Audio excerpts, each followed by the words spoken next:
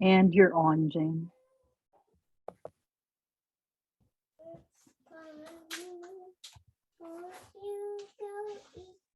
Sorry, I'm just going to mute all. Okay, we're live. Okay, I have to wait for Ability to tell me. All right, Okay, Jane. the pictures of our members appear. Can everybody? You may need to shut your screen off again. You're having that staticky problem. Tina? Yep. There we go. Okay. Go ahead, Glenn.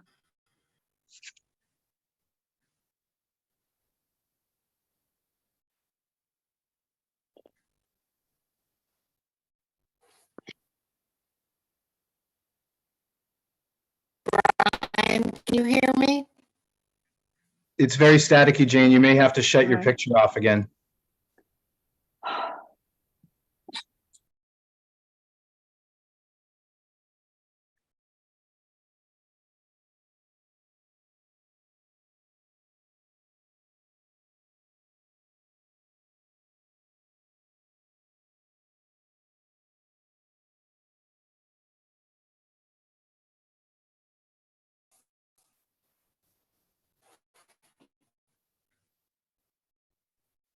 I'm going Brian, to mute can you another hear me? people. Yes.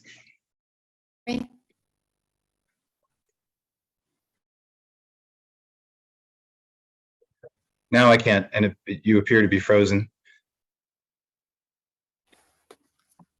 Tina, do you think it might make sense for Jane to step out and try to come back into the meeting? Sure, Jane. Let's give it a try.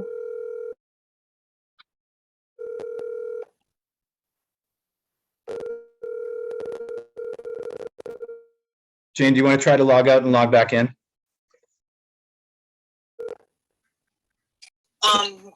Exit and then come back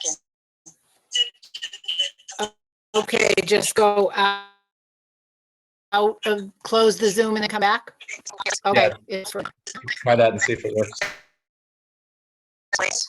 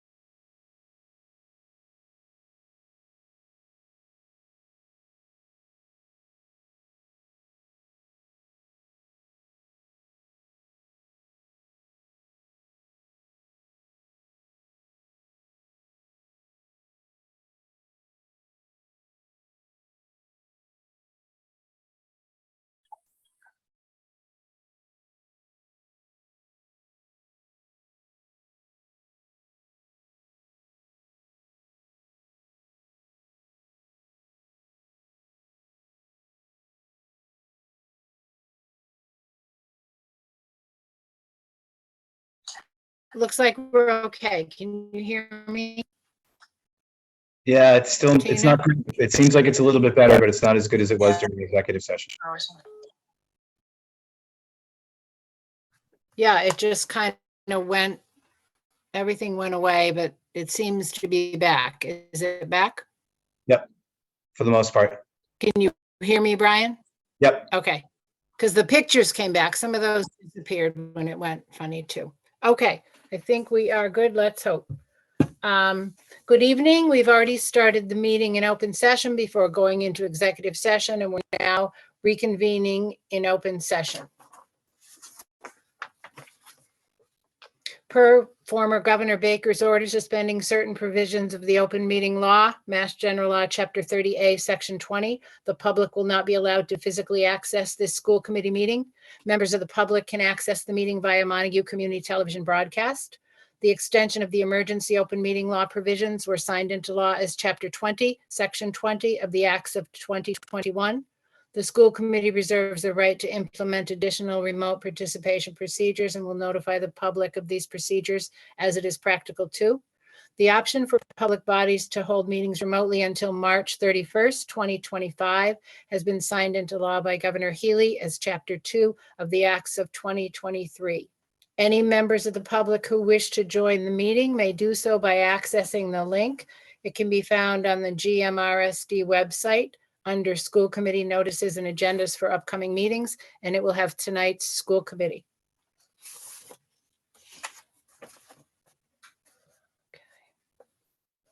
We are live streaming as well as broadcasting on MCTV, and a recording of the meeting will be available on MCTV and the district website after the meeting. If you're in the Zoom audience, unless you are joining our meeting at that moment, please keep your camera and microphone off. Thank you very much. We'd like to welcome visitors, and this is an opportunity for public participation, which is policy BEDH. And we have reinstated it to hold public participation remotely. And I believe we do have someone this evening who would like to speak.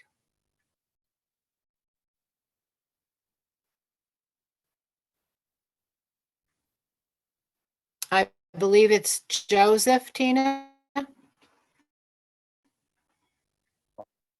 Hey, yes, so I'm good to go? Yeah, okay. Yes. Great. So, Hi, Joseph. How are you? good, Jane, thank you. So, as always, I just like to start off by thanking school committee for their time and commitment to our district. And I also want to thank all of our community members for attending and participating in these meetings.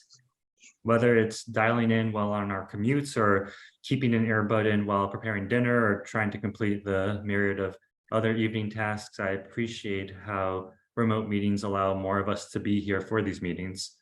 This is an important issue access-wise. I also appreciated in August, all of us meeting in person. It was powerful to be present in a room packed full of people who care about our district. And for me, it was really meaningful to get to talk to so many community and school committee members after the meeting outside of our school. It feels like a loss not having access to these moments when we meet remotely.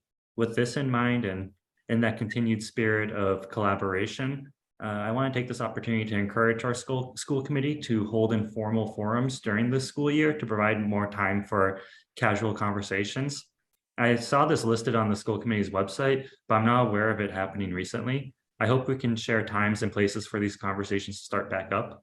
I know our union members are eager for the opportunity to share with school committee members their experiences in the Gill-Montague Regional School District. Going on, I just want to talk about how recently I experienced one of my hardest days since joining our district. 2 weeks ago, it was unbearable to work in our middle school and high schools due to the high temperatures and humidity. I was not my most compassionate or patient self after multiple days and nights struggling through the heat. I believe many of my colleagues and our students were in a similar place. With these conditions, it made it challenging to learn or even be supportive of one another. It was the stark inequity, though, that also made these days so hard. I believe there are less than 10 spaces in the entire high school and middle school that have air conditioning, and the majority of these are administrative offices. Many of the classrooms accessed for special education do not have AC. One of these rooms' thermostats was photographed at 82 degrees by 9:15 Thursday morning, despite the thermostat being set to 63 degrees. The Department of Elementary and Secondary Ed specifies that special education programs must be between 68 and 80 degrees. Several of our substantially separate special education classrooms have no AC, so safe to say these classrooms were well above 80 degrees throughout the second week of school. In other words, in violation of DESE's program and safety standards. And that's a rotten way for teachers and some of our most vulnerable students to start the year. Now, I'm not bringing this up to disparage our district. This isn't a unique problem. The Government Accountability Office estimated in 2020 that 41% of districts in the United States needed to update or replace HVAC systems in at least half of their schools. This is literally thousands of schools that are struggling with this across the country.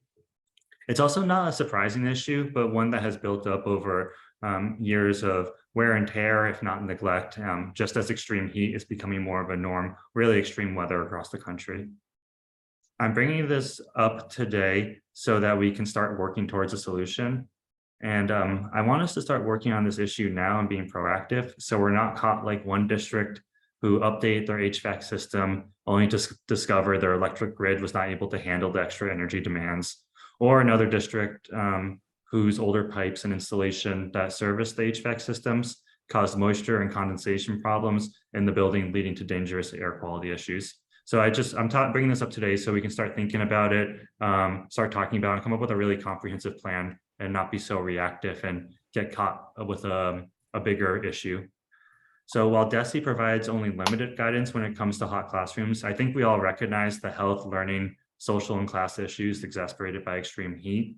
I hope that we can be thoughtful in updating our schools so that everyone who steps into our buildings, regardless of the season of the year or the role in our community, can be confident they'll be reasonably comfortable and safe. Thank you. Thank you very much, Joseph. Lori Lee, could I just ask you for the time being if you could turn your camera off till we get to that part of the meeting? Once we've finished our business part of the meeting and get to the part that will include you. Thank you. I appreciate it. Okay, I believe Brian has upcoming and important events for us. So just a reminder that tomorrow is our first early release day for professional development. Thursday, September 21st, Turners Falls holds its open house. Turners Falls High School holds its open house at 5 p.m. and Great Falls Middle School holds its open house at 6:30 p.m. On Friday, September 22nd, will be Gill Elementary School Picture Day. Thursday, September 28th, Hillcrest Elementary will hold its open house at 5 p.m. and Sheffield Elementary will hold its open house at 6:15 p.m. And Thursday, October 5th, there'll be a Friends of Hillcrest meeting at 5:30 p.m. at the school. Thank you. Does anyone have any other events that they've learned of that we didn't have in time? Heather? Just I've been trying to, oh, what's the word? I don't know what the word I'm looking for is. Doesn't matter. I've been trying to put together all the social media sites that our district has and share them in one place because there are so many. And so because of that, I've been seeing a lot more information. And I'll just say that Friends of Hillcrest have extra, they did a mom's fundraiser. They still have some at their school. They've reduced the price to $6 a mom. So if you can Venmo, leave cash or a check at the office, you can pick some up. I don't know how many they have left now. I'm sure it's dwindling, but hey, it's worth throwing out there. And then today I went to DESE's education meeting or board meeting, and that was quite eye-opening. They talked about MCAS and accountability, the new health and wellness, physical ed standards frameworks that they're working on, which is pretty amazing. So we should probably start looking into that and seeing what hopefully is coming down the road. I don't believe it's even gone to quite to be, I don't think there's a bill out quite yet for it. Maybe there is, but it hasn't been voted through. Yeah, so it was just really interesting to see it, the state perspective. I haven't done that before, but I was looking into something specific. It popped up. I'm like, sure, I'll go in. So, hey, it's only once a month if anyone else ever wants to do it. I found it on Facebook. Thanks, Heather. That's interesting. Anyone else have anything to add? All right. Thank you, Brian. Do we have a student rep report tonight, Heather, from Sina? Hi, Sina. Hello. All right. Can you guys hear me okay? I'm at the library today and the Wi-Fi is very weird here. Sometimes it just randomly turns off. Am I glitchy at all? It sounds good. Yeah. All right. So I have quite a bit to talk about. Things are definitely picking up for the school and student council in general. I guess it made me think of it during Mr. Katz, I believe, his talk about the heat as it happened a few weeks ago or a week or two ago. It definitely was pretty intense, but I will have to say I was really happy with how the school dealt with it. Obviously, there are some rooms that get really hot. For me personally, in the high school in your later years, most of my classes are on the third.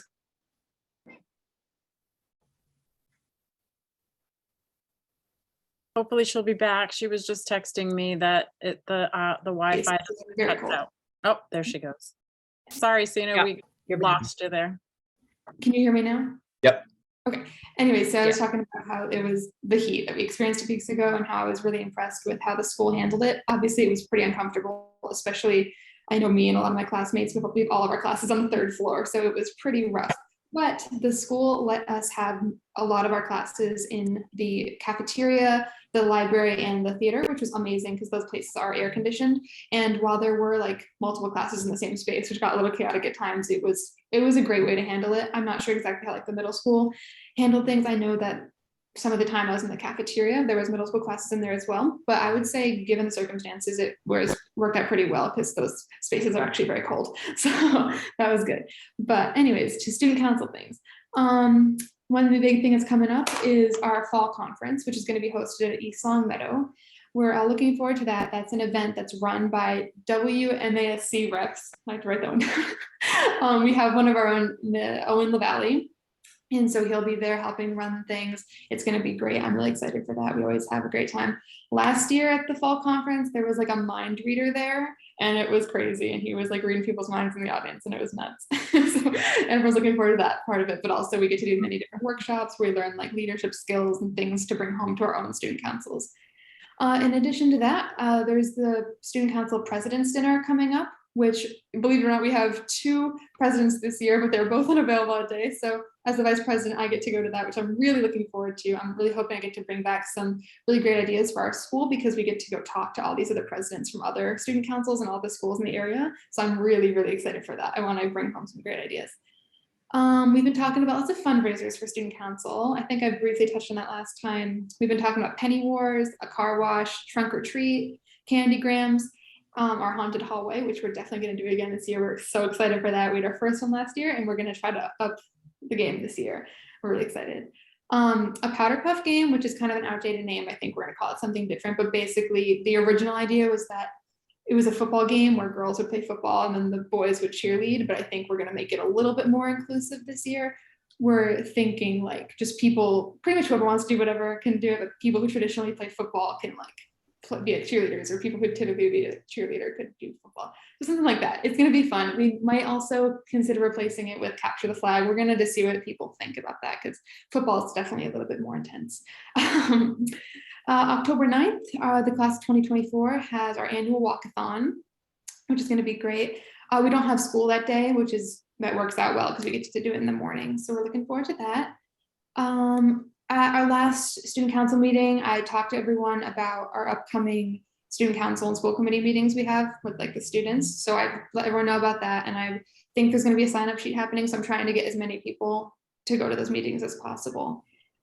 Homecoming, we've been talking about that. That's going to be Saturday, October 21st.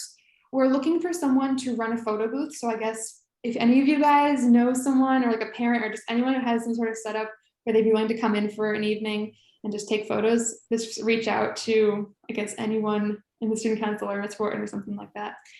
We're talking about different themes for for homecoming. We're down to 3. We got neon or like glow in the dark, that's my favorite. Disco and masquerade. So we're gonna see how that goes. I think we're gonna vote on it in our next meeting. Colleges are starting to come and visit our school again. It kind of happens every year, but we had our first couple. I think we had UMass Amherst, St. Anselm, I think, is coming in, and UMass Dartmouth are coming in this week as well. Let me see. National Honor Society elected our officers this past week. Our secretary is Jasmine McNamara. Our vice president is Owen LaValle, and I am your president of NHS this year, which I'm excited about. Let me see. One thing I did want to bring up, which isn't on as like a positive note, is the food this year. I understand that there are positions that are left empty right now in the food department, so I have complete understanding for why we're struggling right now. And typically at the beginning of the year, we start out kind of slow and we amp our way up to like the higher level, which we ended last year. But it's been a few weeks now and things are definitely struggling, and I don't want to be like blaming anybody or anything like that, but it's just been a little bit tough. Something I've noticed is that there hasn't been a single day this year where we've had to scan our IDs to get our lunch, which I'm not sure the details about, but someone kind of mentioned that affects our funding for that, because I know we get like certain grants and things to get our reduced lunches, but they haven't been scanning our lunches, so I don't know if they're counting and then doing that. But I'm not sure. But it's been a little disorganized, and also there's just been a lack of variety, and they run out of like the ultimate a lot. But I don't know. I'm hoping it's just the beginning of the year sort of thing, and they'll get back into the swing of things. But I just want to let you guys know that. Also, I was hoping this may be more for like our student council meeting that we have like once a month, but I've been noticing a bit of plastic waste that's a little bit excessive in the cafeteria. I understand that some things need to be specifically packaged or whatever, but I know for a fact that we have reusable silverware because we used it the entirety of last year. And we've been using disposable silverware basically this whole year. And I'm just wondering why that is. I'm sure there's a reason, but just something to think about. Other than that, I guess some interesting news I have is that I'm trying to register currently for the Massachusetts Association of Student Representatives, which is pretty cool. It's kind of like this, but like at a higher level with like a bunch of other school committee reps in the region, I think. I'm not exactly, I guess it's all Massachusetts, but I'm hoping that works out because that'd be really cool. And then hopefully I can bring some things back to my school, but also to these meetings. But yeah, that's what I got for today. Thank you guys. Thank you, Sina. Wow, that's a lot of good information. Yeah, Thank you today. Thanks, Tina. Mhm.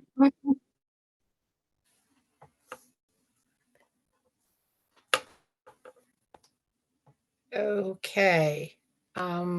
Brian, the superintendent's report, please. So I just wanted to provide the committee with a little bit of information about some challenges that we had with the Gill grounds.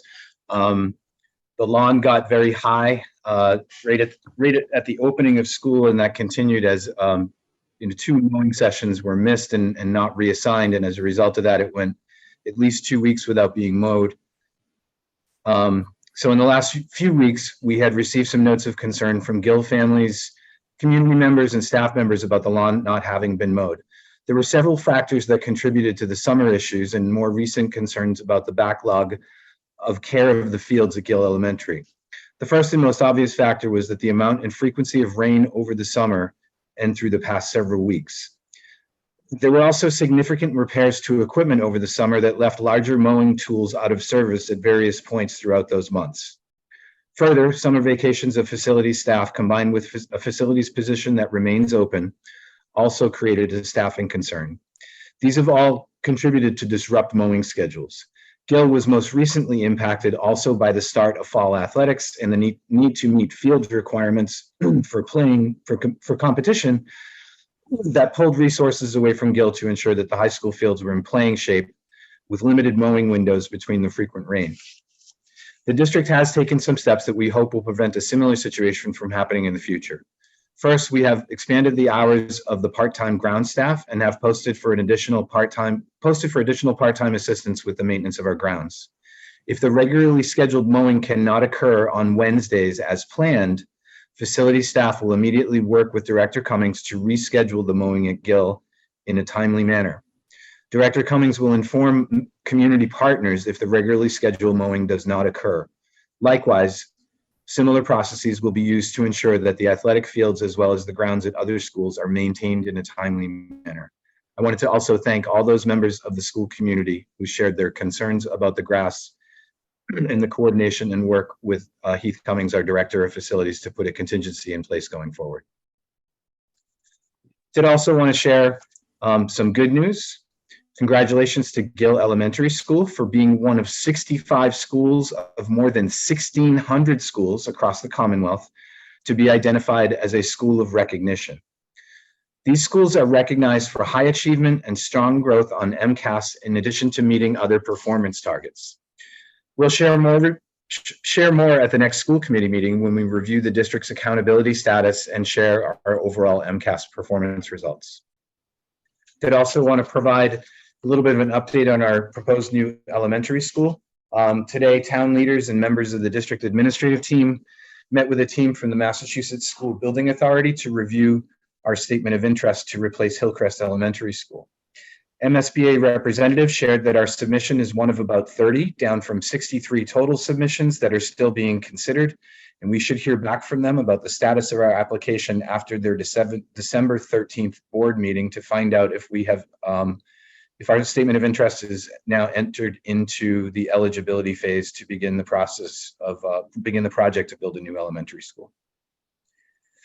And then in-person remote school committee meetings, I just wanted to mention that due to the fact that some members of the committee had informed us that they believed that they would be traveling, we wanted to make sure that those members could still attend the meeting virtually to allow for their participation and increase the likelihood of having a quorum while we still have 2 open seats. In addition, we will need to make certain that we have an alternative space prepared for future meetings when we might have larger crowds of attendees. Thus, we may continue to hold meetings remotely in the future as needed. Thank you. Thank you, Brian.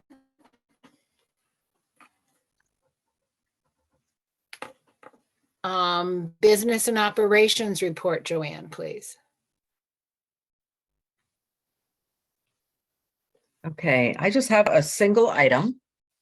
The student activity accounts. Each year we need you to authorize all of our student activity accounts, the clubs that we have active. And so I provided a list for you in your packet for, we have student activities at all of the schools except for Hillcrest. And so the clubs are listed, and I just need you to vote to authorize those clubs for the school year, fiscal 24. So moved. Okay, Heather moved. I'll second it, Bill. Bill seconded. Thank you. Any discussion of the list? I think it's nice to see all the different activities that are ongoing. It's great. Any other comments or questions about them? In that case, we have a motion and a second. We'll take a roll call vote. Bill? Yes. Heather? Yes. John?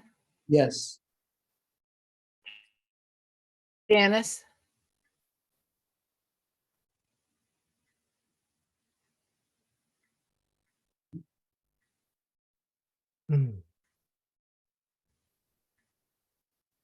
Okay, that's a yes. Thank you. Wendy?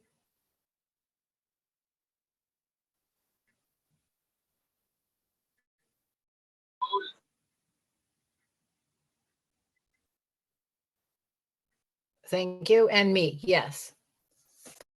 That's all, Joanne? Well, I just wanted to add one more item. So you received a late warrant today. It is returning funds to the state. So we received a grant. It's an IVAC grant, and it helps with air quality and some of our air conditioning problems. And parts have been on order all summer, and they didn't come in on time to replace a rooftop unit over the summer. And so in order for us to use that grant, we need to return the funds to them. Once they receive them, they'll make that grant available again, and we can reapply for the same funds to use this year. So the part's already on order. It should be coming in. And so hopefully we can get that turned around really quickly. But they wouldn't allow us to reapply for the grant until they received the funds back. Oh, okay. Thank you for that explanation. Heather? I'm glad you brought that up. I was wondering about that today, so I looked at the state's slide deck for when they did that, and I saw that, and then I looked up how much we got. So initially we got about $287,000. So we put all the rest of that money into improving the air quality at school. So that's really exceptional. And I was wondering why we were sending some back. So it's great to know that it was something we were going to do, and hopefully we'll get that back to continue to work on it. Right. It was actually, we received those funds but we haven't been able to spend any of them just yet because of the whole timing of the way the money came in. So we were able to apply for it all. And then we had to return, like do an amendment to the grant to say, this is all we're going to use this year. And we had to have it completed. The work had to be completed by August. And stuff has been on order since June. So, it just didn't happen. And so we'll reapply, and then there's 5 projects in that grant. And so, we'll just get busy with them, and hopefully the reapplication will be really quick so we can get the work done soon before we get to the end of this year again. But it is a 3-year grant, so we can just keep reapplying until we finally are able to do all the projects.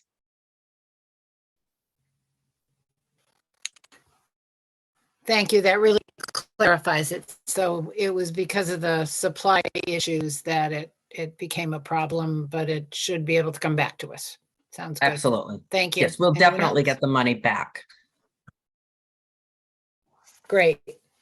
Great.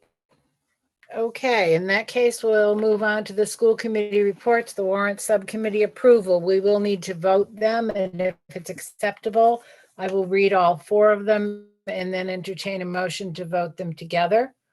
The first is fiscal year 24 warrant number 3413, dated 9/20/2023, in the amount of $44,875.43. That's in accounts payable to pay bills. Also in accounts payable, fiscal year 24 warrant number 3414, dated the same date for $180,163.87. The next one is a Gill student activity account, warrant number 3415, dated 9/20/2023 as well, in the amount of $745. And then the last one that we just discussed is warrant number 3416, dated 9/20/2023, for $53,980. And all of those details can be found in your packet if you'd like to read the details of each. I'll entertain a motion to approve those. I'll move it. Bill, Bill, thank you. And a second?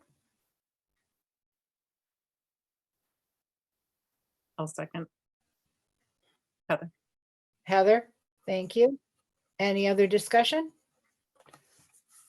In that case, we'll take a roll call vote. Bill? yes. Heather? Yes. John? Yes. Janice?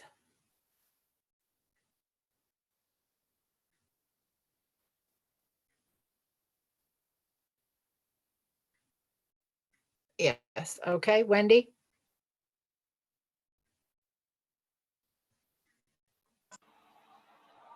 Yes. Thank you, and me, yes. Okay.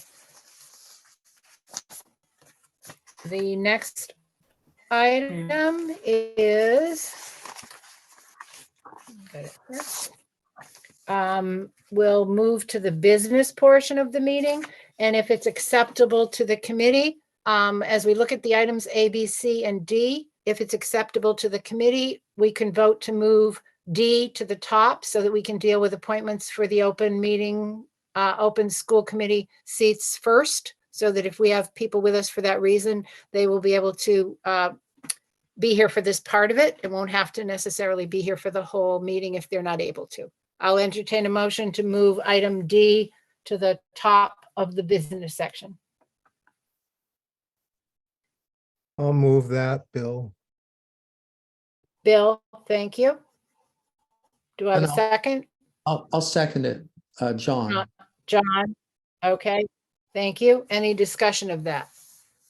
Okay, so we're voting to move that item first. Bill, Yes. Heather, Yes. John, Yes. Janice, Yes. Yes. thank you. Wendy, Yes. And myself, yes. Thank you.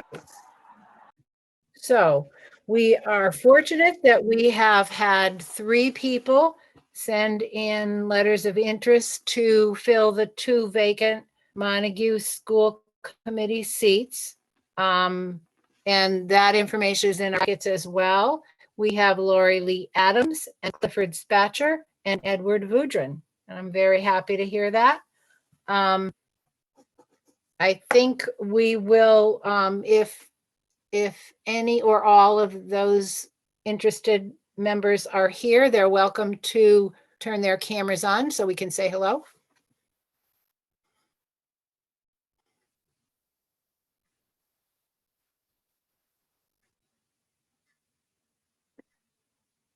Thank you. I see we have, do you prefer to go by Cliff?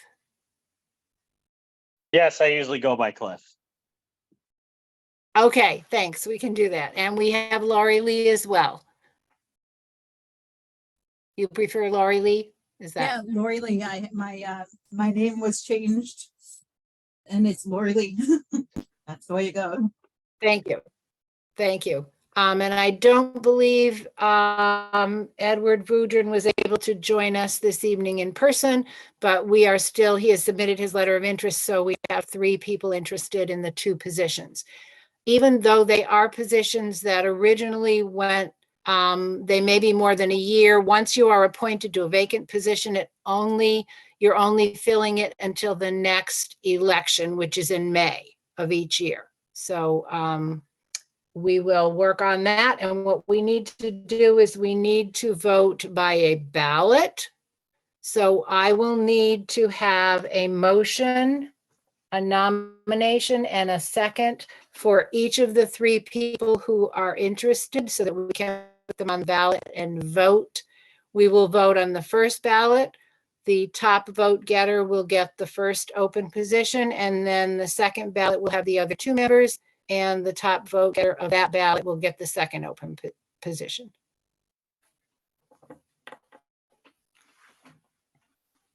I nominate. So do I, thank you, Heather. I can't just nominate all 3 at once, huh? I don't think so. The wording on this policy is a little convoluted. We'll work on it, make it more streamlined at some point. All right, I'll start with Lori Lee. I nominate Lori Lee. Okay, we have a nomination for Lori Lee. Do we have a second? I'll second it, Bill. And Bill, thank you. So she will be on the ballot. Do we have a,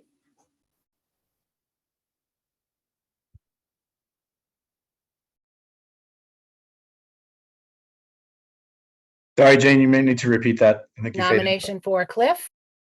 Aye. Oh, did I? Okay. I'll entertain a motion to nominate Cliff. John? Don't we have to, I'll- don't we have to vote first? No, we Oh, have to okay. put all 3 names on the ballot and you have Okay. to vote on like a mark a ballot. It's Gotcha. a new procedure, which should be interesting. So Gotcha. we have a, John is nominated. Cliff, do I have a second? Second, Janice, Janice, thank you. Yeah, second, and now, thank you. And so we have a nomination and a second. We now need one for Edward Vudrin. We need a nomination and a second, please. And someone can nominate moved. 2 people? Yes, I believe that's perfectly fine, Bill. Then I'll nominate them. Thank you. And we need a second for that. I'll second. John? Okay, so we have our slate in the first ballot. We have Lori Lee Adams, Cliff Spatcher, and Ed Vudrin. And I believe the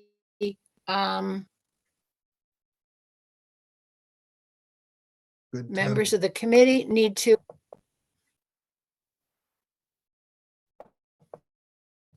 So Tina, Yes, so the members of the committee can please go to their chat and they will see a link. Open it. Tina, I Mhm. just want to double check. It does say that the term ends 2026, but I do believe that it just ends 2024, May 2024. for Well, the it's per- designating which vacancy that is. It doesn't mean that's how Oh, long. gotcha. Okay. But I'm only getting the information. I'm not getting the actual ballot, Tina. Scroll down. Okay, Thank- thank you. So yes, the information is at the beginning at the top. If you can scroll down, you will see that you will. Oh, be able okay. to Yep, select. I see it. Thank you. Now, So each this- member, Click Did- on one and hit submit.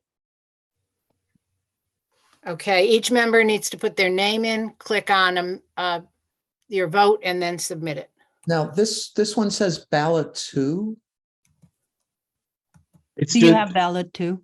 yeah, it's just for it doesn't, I think, Tina, you sent them ballot 2 first, which is fine. Either the seats just Oh. have different terms associated with them, so we needed to make that distinction. Right, Because that's we fine. do need to take 2 separate votes. So for the next one, you'll send ballot 1 for the next vote. Okay, so everyone needs to put in their name, click off one person and submit it.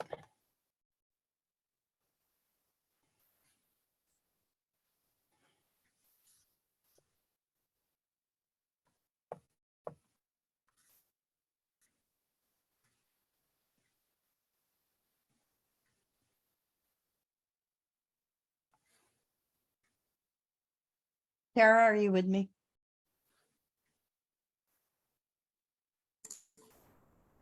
Yep, I'm looking now. Awesome.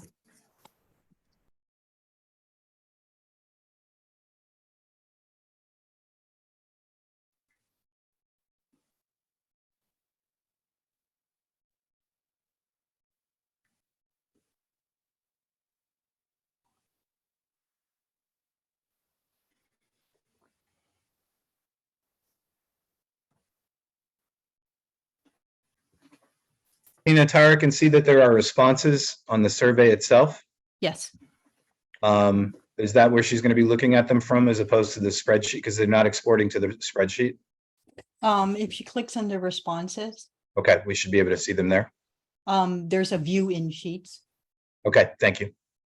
and it's coming in there.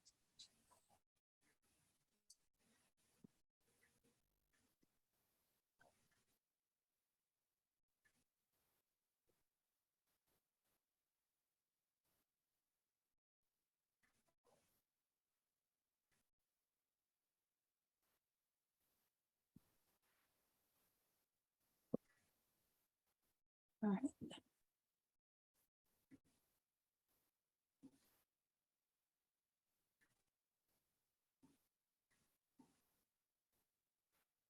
Tara is our secretary and she'll be sharing the results shortly once she tabulates them.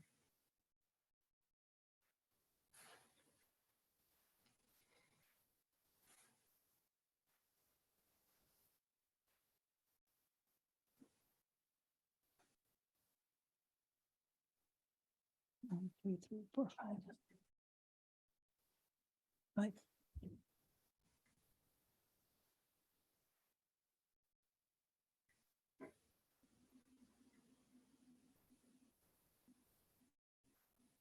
I am totally unsuccessful at being able to navigate this whole process. Sorry. Not working. Are you able to see the chat, Bill? When I click on chat, comes up meeting chat, and then at the bottom it has chat disabled. Direct messages in red. I have your link here. Yes. Click on Soon that. as I hit the link, then it takes me to nomination ballot 2, Right. Scroll Where- down. a sign in.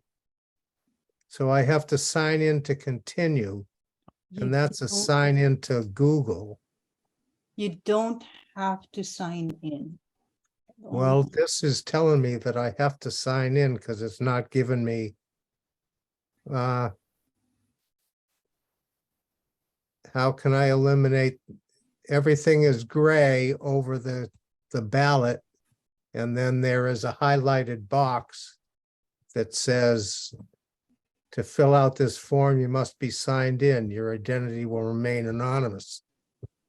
So I'm not in Google, apparently. I'm in Zoom, and I'm unable to complete this assignment, so I'm sorry. I'm incompetent. We'll put it that way. Bill, it's different on every machine for every person with it's not you. It's Oh, just, I'm not worried about, honestly, I'm not worried about it. I'm just making conversation. But I am describing what's in front of me, and I can't adjust to navigating it right now. Right, and I apologize, Bill. It's all right. I Not your fault. don't know why it I is should not go to allowing GCC you and take a course. to do so. actually, Bill, just so you know, our senior center just got a huge grant for helping older adults in our community to manage technology, and they've just got like 20 laptops and they're doing programs. So to be honest, it's not a bad idea. There you go. I fit the category at least. I am senior. And Tina, as of Well, right now, Tara is not able to see any of the responses. Who, I'm sorry. Tara is not able to view any of the responses yet.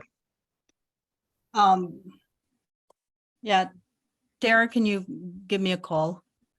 I actually have the responses.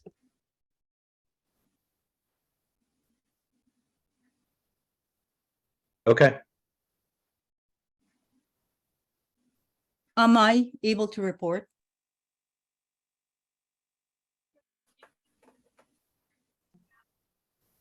Hi, Tara.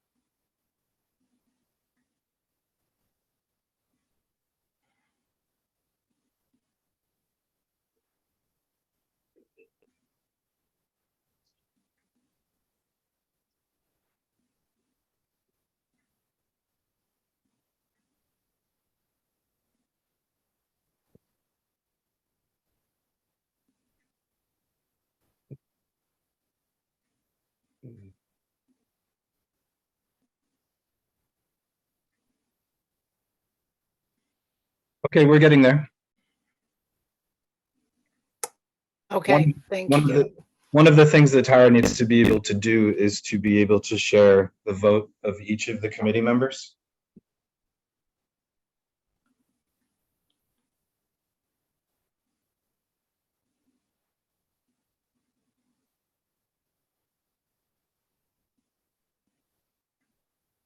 And while she's working on that, I'll just remind us that once she shares the results and we have a top vote getter, they will get the first vacant position, and then we'll nominate and put the other two members' names on the second ballot, and we will get a second member. And I do appreciate all three people volunteering. It's really helpful to see interest in being on the committee. And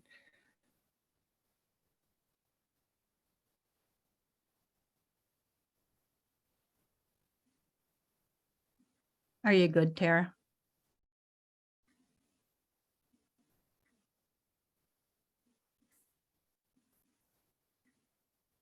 Can you guys hear me?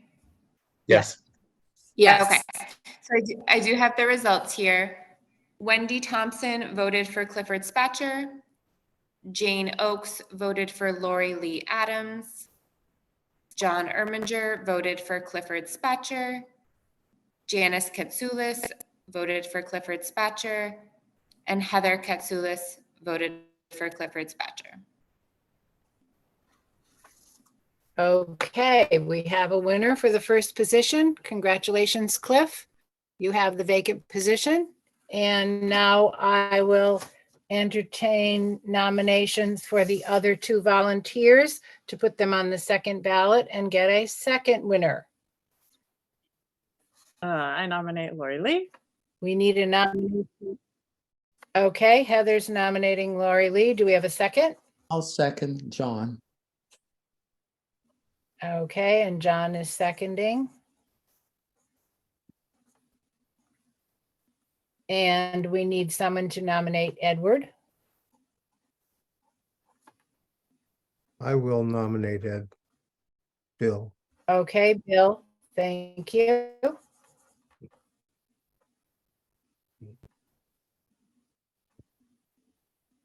Second. And Heather, I think, seconded.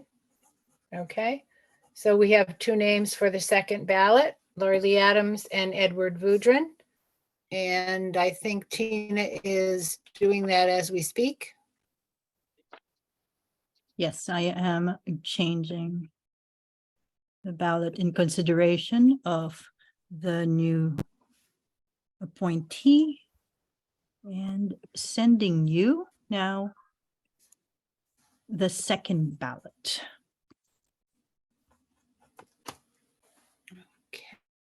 Okay. And one more, Jane. My apologies, I do have to send it one at a time. All right, so everybody has just received a new chat that contains the new ballot that will have the two nominees. Okay, and we'll fill it out the same way. Just scroll down to the part we need and put your name in it and indicate your choice. And then submit. Yes, please.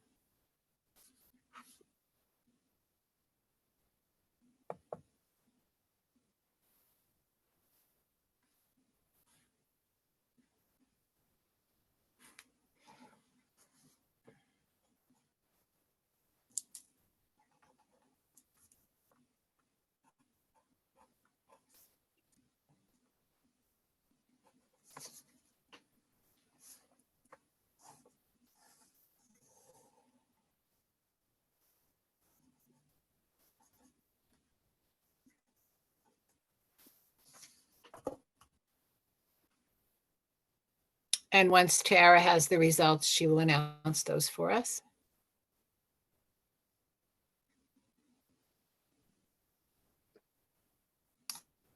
All right. So it looks like Wendy Thompson voted for Edward Vudrin. Heather Katsoulis voted for Lori Lee Adams. John Erminger voted for Lori Lee Adams. Jane Oakes voted for Lori Lee Adams. And Janice Katsoulis voted for Edward Vudrin. And Bill Toom voted for Lori Lee Adams. Okay. So we have a second winner, and that is Lori Lee.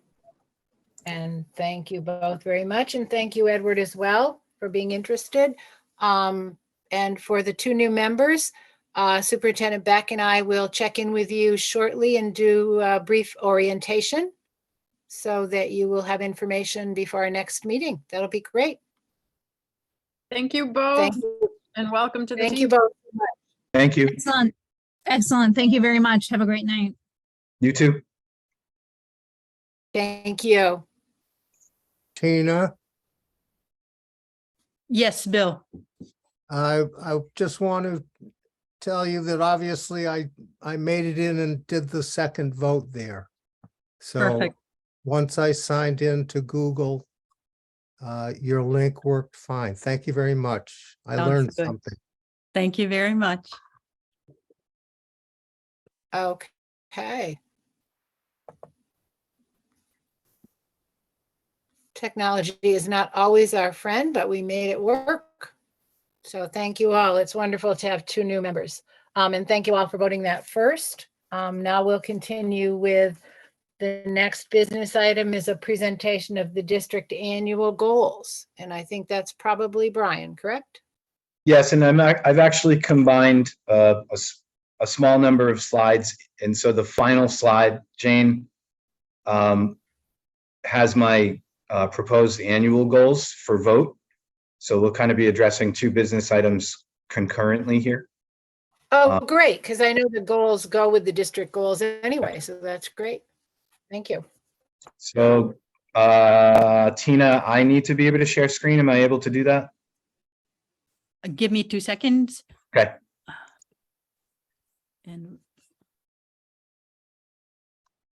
And go ahead, please.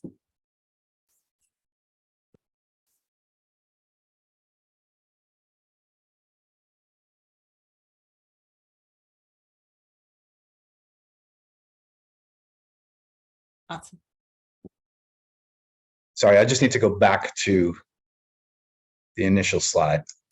And so this is the 3rd year of a long-term district improvement plan that was started by the administrative team in the midst of the pandemic. And so our research began with documents that were actually produced by the Department of Elementary and Secondary Education that were extremely helpful. And the following items are an underpinning of what's called DESE's acceleration roadmap, that knowing that students were losing learning opportunities throughout the pandemic, and then shortly after the return to school with those deficits, it became more important to make sure that we were scaffolding any new learning, given that there were deficits in foundation concepts. So these 3 underpinnings to develop the district and school-based annual strategic plans are to foster a sense of belonging and partnership among students and families, continuously monitor student understanding, ensure strong grade appropriate instruction with scaffolding to provide access to new content and skills. And there are 5 different areas in which annual goals are developed. The first of these is family engagement. And the 2 annual goals that I've proposed for this year are to develop and implement a means of gathering input from district families and members of the community to inform the creation of a new 3-year district strategic plan. And so we'll do that in a variety of ways over the course of the year, really beginning very soon, because as an administrative team, we're going to want to be able to get that input and integrate it in with other factors to consider before we get to next summer, the things that we might be thinking about in the development of a new strategic plan. I would also like to take the time to coordinate with the Wellness Committee, partners within the community and the administrative team to update the district's bullying prevention and intervention plan. While the acronym that it's known by is the BPIP, was initially developed in 2011 based on research from the Department of Elementary and Secondary Education, and it has been refined on a required basis. I think it's time that we examined the entire plan, knowing that it's a little bit more than a decade out of a decade beyond its initial development. Under student engagement, one of the focuses that we have this year as an administrative team is to identify and seek to make improvements in district and school-based measures of attendance. Typically, these are average daily attendance and then chronic absenteeism. We'll talk about chronic absenteeism in our accountability reports at the next school committee meeting. But the administrative team is engaged in a professional learning community this year. Last year, we did one on teacher evaluation, and this year it's on improving school and student attendance and involvement at school. We also want to focus on being able to assess and maximize the structures, programs, practices, and systems that will allow the district to vertically support an increasing number of students to attain the Commonwealth Seal of Biliteracy. Each year, we've had a few students attain the Seal of Biliteracy, but we feel like if we do more outreach planning and have a vertical approach to it, that we'll have many more students who will aspire to and complete that objective upon their graduation. Growth and achievement objectives. By the end of the 2023-24 school year, 95% of Gill-Montague employees will engage in at least one training experience related to trauma-informed practice. Now, part of the reason that this is under growth and achievement objectives is that research tells us that educators who are better informed about the impacts of trauma on learning in classrooms are better able to assess where a student's at on a given day and a given period of time, and therefore able to better make adjustments to practices to ensure that those students can access learning on a given day. We've also adopted a new literacy assessment tool in grades K through 3. So we want to make sure that we develop and maintain systems for effective implementation and analysis of results from those literacy assessment tools to allow teachers to make improvements to literacy instruction and support. And then in grade appropriate instruction, Heather had alluded to this earlier, we want to be able to position the district to be able to adopt and implement the new comprehensive physical education and health curriculum frameworks, and that the wellness committee, a subcommittee of the wellness committee, will also serve to begin that process, and we'll have our first meeting coming up relatively soon. And now that the new frameworks have been released, that we'll be able to begin our examination of those as a team. And then to assess and evaluate the new elementary social emotional learning curriculum in order to best inform the development and adoption of an aligned social emotional learning curriculum for the secondary level. So we don't want to be doing that in a vacuum. We want to make sure there's a logical progression after the first year of implementation of the new SEL curriculum at the elementary level. And then in equity and inclusion objectives,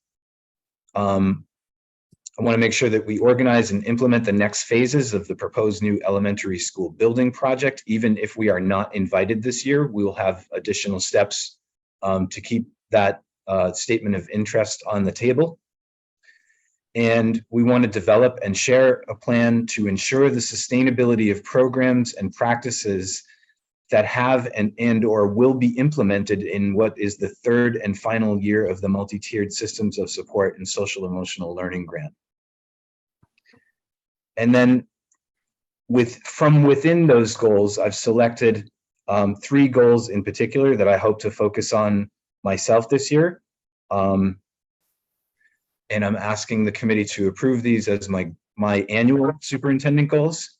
And that is develop and implement a means of gathering input from the community to inform a new 3-year district strategic plan, position the district to be able to adopt and implement the new physical education and health curriculum frameworks, and then organizing and implementing the next phases of the proposed new elementary school project. Those are the items that I'm looking to focus on for this year.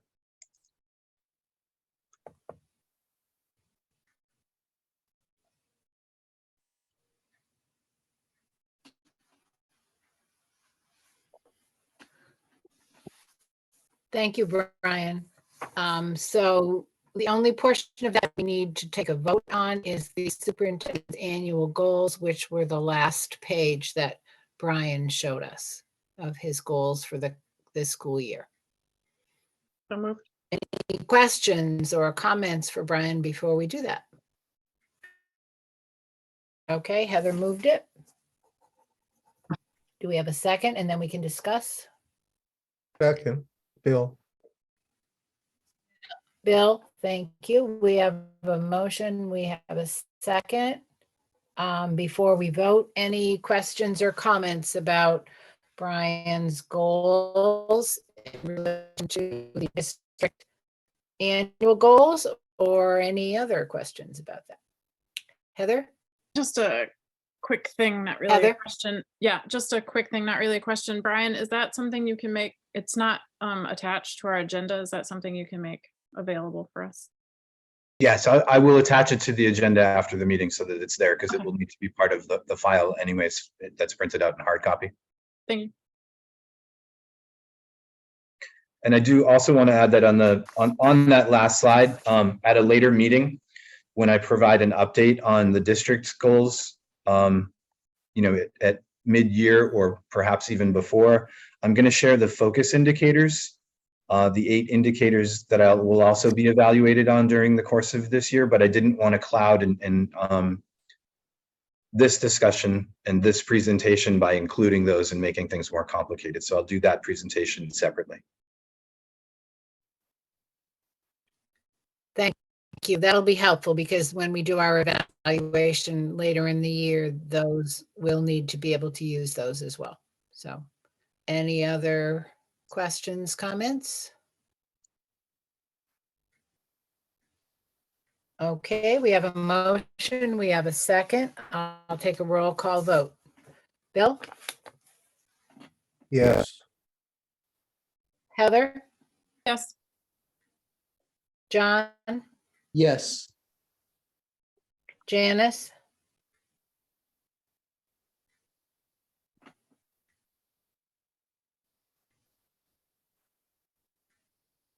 Yes. Yes, thank you. We heard it. Wendy?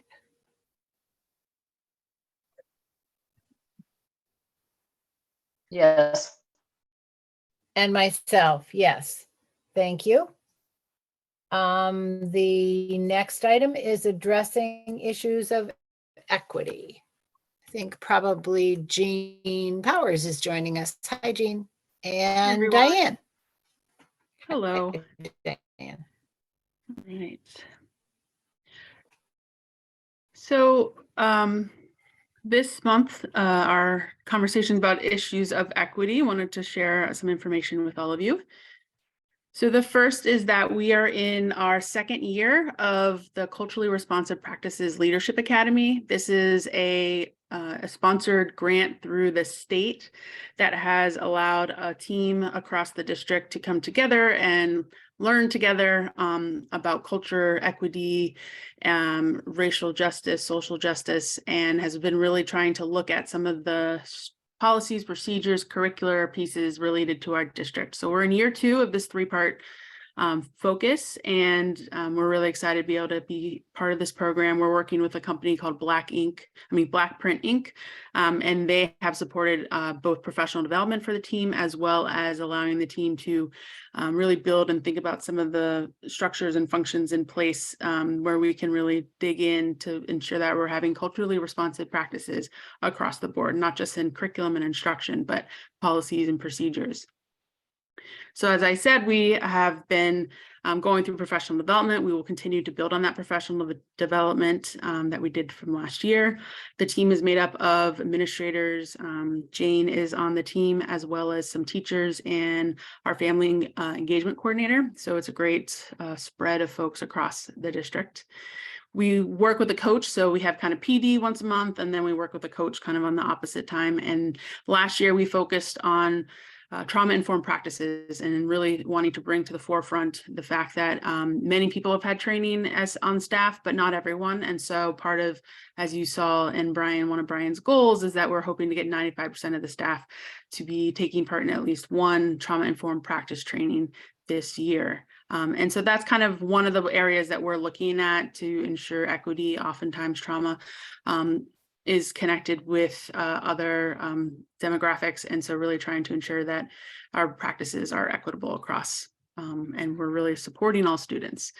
So more to come to present on this. The goal is after this year, we'll be kind of getting a little bit into bigger picture items. And then next year is to kind of do a self-assessment evaluation across the district. So we spoke about this last year, but just to let you know, kind of continuing, we have 2 new curriculum that we purchased. The first is the social emotional curriculum for elementary schools, which is Second Steps. And teachers have begun to use this program. It's really looking at supporting students across social emotional competencies, thinking about taking others' perspectives, having empathy, understanding and processing emotions, building positive relationships. So a lot of these really support a holistic class environment.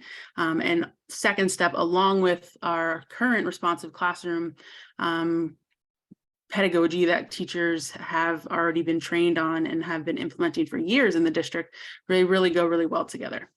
So we're excited for that. And then our ESL curriculum, so English as a second language curriculum, we have purchased that and we are starting that with our students. We also, for the first time, have a newcomer curriculum, which really speaks to the needs of those students that are newcomers to the district, to the school, to the country.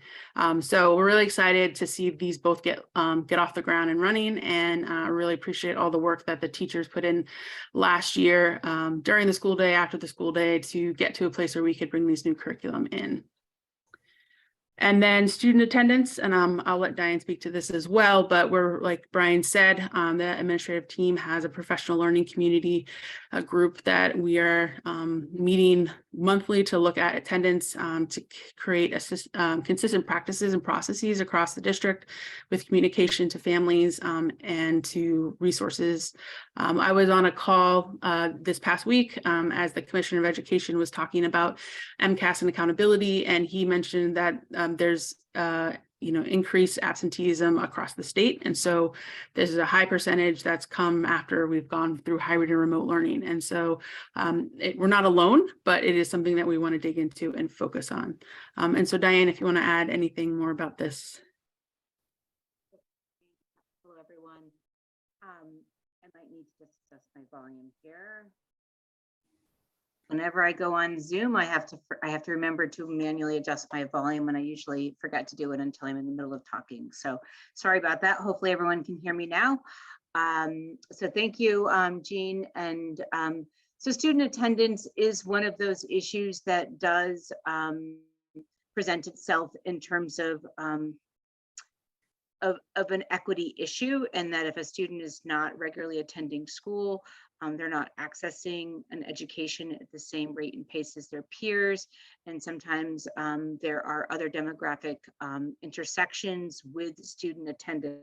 So we want to make sure that we don't see, for example, our low-income students or students with disabilities or more females or males. We kind of look at those data points to disaggregate who are the students who meet that standard of chronic absenteeism, and engaging in outreach and looking at tier 2 interventions and looking at what those barriers are. And what we do find with students who have absenteeism patterns is once a student starts to miss school, it tends to have a snowball effect. So if you miss school on a Friday, there's an increased chance that you're going to miss school on a Monday. Or if a student's out for 2 days with an illness, there may be some additional days where there's some reticence to come to school, sometimes anxiety, social emotional separation concerns. There's lots and lots of factors that affect attendance. But what we know about school attendance is positive school attendance correlates with school achievement and school success and engagement with the learning community and with their peers. And so it is, as Gina and others have said, it's really on the forefront of our improvement planning this year to continue to wrestle with this issue. I know many of our principals really took this issue on last year and began to see some turnaround results. So I'm confident that with our continued efforts, we will continue to see improvements in this area, and it will really benefit our student population. Any questions for Jean or I?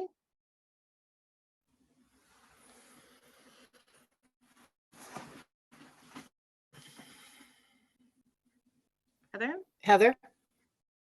I don't know if it's the place to bring it up because, well, I'm going to. So it's really awesome that Gill got that recognition for the growth in MCAS. I'd like to see our other schools get there as well, or other elementary schools. Do you have any idea as to why one school would do better over the other in our district? So at the next school committee meeting, I will present the MCAS data across the district as well as the accountability scores.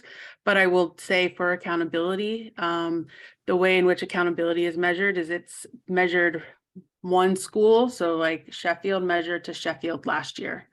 And so the state kind of sets targets for individual schools and then measures how that school grows. And so I can show a little bit more about some of the scores and some of the data at our next meeting. But just thinking about accountability, both looking at the school against itself. And then there's a second score, which I'll talk about, which is how schools do next to every other school in the state. And so those two pieces of data kind of come together and form kind of how a school would get to be recognized. Thank you. You're welcome. Bill? Yeah, I just want to add on the absenteeism thing. I don't think it's just a state issue. I do think it's recognized as a national issue. I do also think that because we have community outreach personnel that we're on, that's one highly recommended approach to trying to address this issue. It understands that all families are not cohesive units, but at least we're making the effort to reach out and connect with families as a whole, as well as the community. So I think that we have things in place to address the issues, and thank you all for implementing them. Thank you. Thank you. Anyone else? Thank you both. It's really helpful to get updates, to keep us informed. I think that makes a big difference. Thank you. Thank you.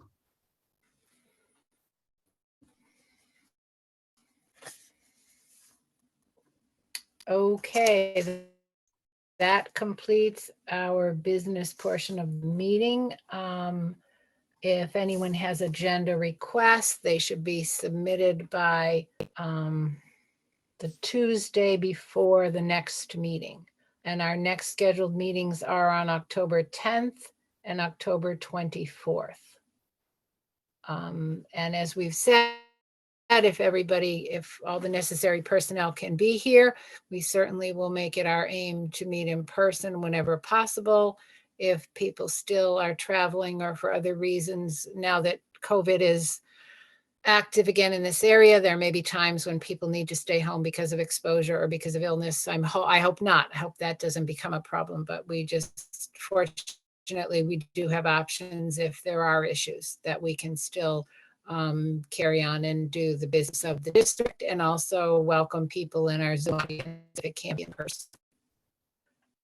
So I believe that finishes the agenda for tonight. I'll entertain a motion to adjourn.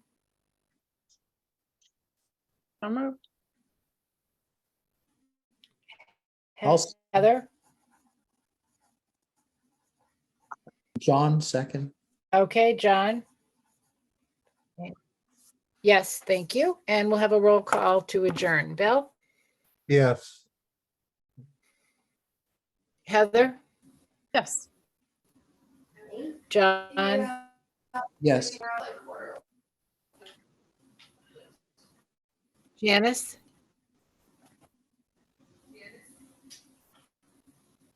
Yes. Thank you. Wendy? Yes. And myself, yes. Thank you all. Enjoy the rest of your evening. Thank you.